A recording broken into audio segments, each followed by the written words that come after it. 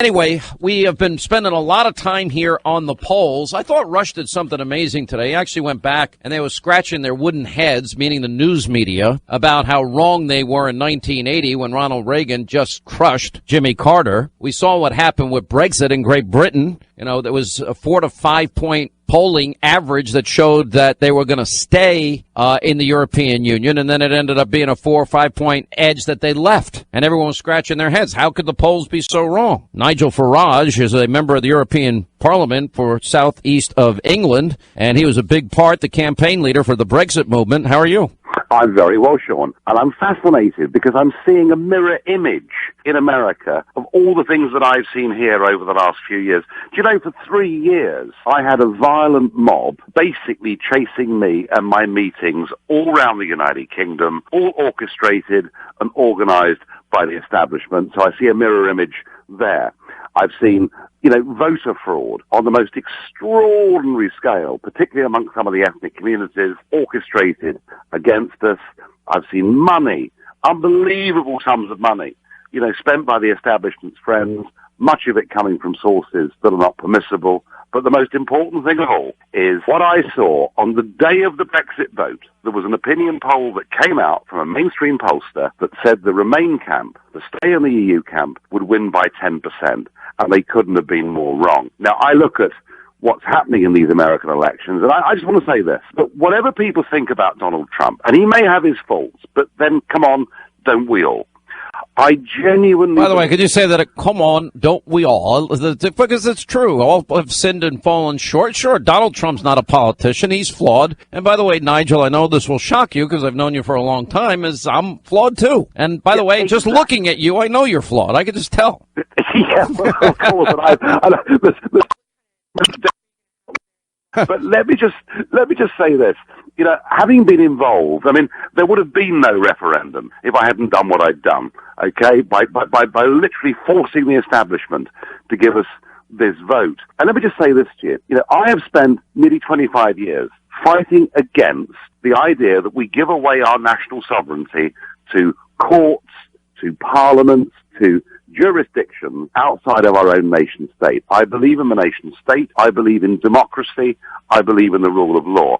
And to see Hillary Clinton talking to a group of Wall Street bankers saying she wanted the European Union model to be extended onto a global scale and for America to be a part of it, I tell you what, whatever reservations people may have about Donald Trump, can I just beg people, please don't vote for Hillary. Let me ask this of you, because there are many, many people. Now, I've gone over the polls earlier in the program today. I can't do it all now, but there are a number of polls that show this is a dead even race. Dead even. And then other polls are showing, Clinton up by 12, up by 10, up by 9, etc. And I know that it's disheartening to those people that want dramatic change in America, that are tired of Hillary Clinton's corruption, the news about Obamacare and premiums going up in some states over 100%, on top of the $4,100 increase in spite of promises to keep doctors' plans and save money, $2,500 per year, that Hillary and Obama made. They see the corruption coming out of WikiLeaks.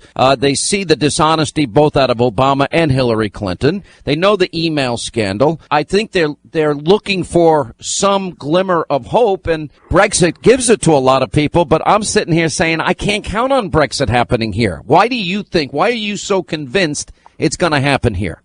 Let me tell you, when I was in Jackson, Mississippi back in August, I was invited onto the stage by the Trump team to talk about Brexit, why it happened, and what the implications of it may be for the USA in these elections. And one of the things I said to the crowd, I said, as polling day draws closer, expect professional polling companies whose major clients are governments and big business to produce a series of polls that attempt to demoralize you, that attempt to tell you there's no point voting because the other side are going to win. So I warned about this in August. And frankly, that I think is why you see this discrepancy between polling companies.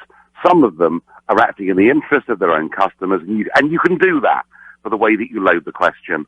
And I would just say, my observation of this is I think there's everything to play for with 13 days to go. I agree with you, and this election's not over until the people speak. And that's my message to everybody. And I always like to take the analogy, always play like you're behind. Always play with a sense of urgency that you want to win. And, you know, listen, but it's very hard. You know the Electoral College map here in the United States. I mean, Donald Trump must run the table. He's got to win Florida, North Carolina. He's got to win Ohio. He's got to take Indiana and Iowa back from the Democratic column, which I think he will do. And then, of course, he's got to hold Arizona, win Nevada, and then either win Colorado, Pennsylvania, Wisconsin, Michigan, Minnesota, or New Hampshire or New Mexico. That's a big, big undertaking for a Republican. The Democrats start out with the Electoral College at a huge advantage. Yes, they do. But actually, let's be honest, the Trump campaign is about a bit more than just the Republican Party. The Trump campaign is a movement, and it's a movement that is bringing people into politics who previously probably haven't voted in their lives. And I would say this, you know, I honestly do believe that despite the difficulty of the college, there's still everything to play for with 13 days to go. But you know what? I'd say this, even if this attempt to overturn the establishment, even if it doesn't quite make it on November the 8th. No, I don't want to hear that. Nigel, no, I can't emotionally go there yet. Well, I understand that, but I'm a slight outsider on this, albeit a cousin, you know, but I'm a slight outsider. Oh, you're more. No. Listen, the Brits, the Irish, they're family. Let's be honest here. Yeah. You know, you call it a pub, we call it, you know, you call it a pint, we call it a cocktail. It makes no difference. We're all the same. No, I know that. Of course I do. But this is a movement, and I think it's going to win on November the 8th. If it doesn't, I tell you what, it's here to stay anyway. What Brexit showed was this. It showed that actually this whole move towards global governance, this whole move towards allowing the big businesses and the big banks to run our lives, this whole move to take away the idea of nation state, of pride in who we are. Brexit was the first brick knocked out of the wall. We are going to see a revolution in Western politics over the course of the next few years. If it happens in a couple of weeks' time in the USA, that's great. If it doesn't, it'll happen at some point in the future. It has to, because look, America that I love, and I don't know how much you know, but we have now 95 million Americans out of the labor force. Since Obama's been president, 13 million more Americans on food stamps, 8 million more Americans in poverty, the lowest home ownership rate in 51 years, Nigel. We have the worst recovery since the 40s. We have doubled our national debt.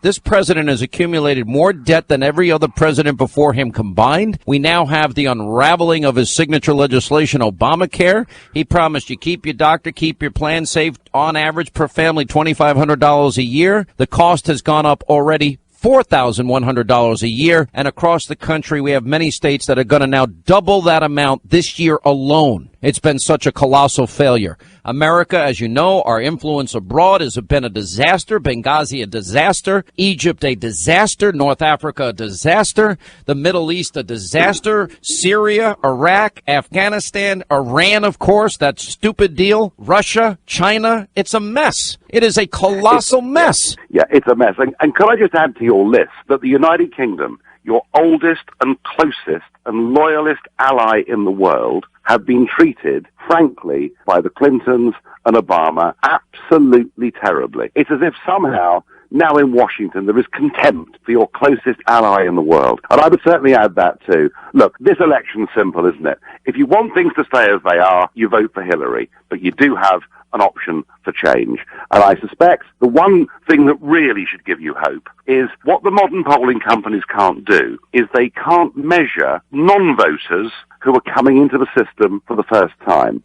And that was what we saw with Brexit. The reason the pollsters were wrong, apart from the deliberate attempts to demoralize us, but generally the reasons they were wrong is they could not measure those new voters. And I must say, when I mixed with the crowd in Mississippi a couple of months back, so many of those people I met had never voted before, and I suspect they're not on the radar screen of the traditional. I've got to run. I got to run. Nigel, you know what? You're family here. We love you. You're the best. Great great job with Brexit. I hope and pray we see the same thing happen here. I know you have boosted the spirits of many of my listeners right now by explaining what happened there, and I'd love to duplicate the lead that you've shown us. I appreciate it. Go do it. Go do it. Tally ho! I'm on my way. I'm on my way. All right, my friend.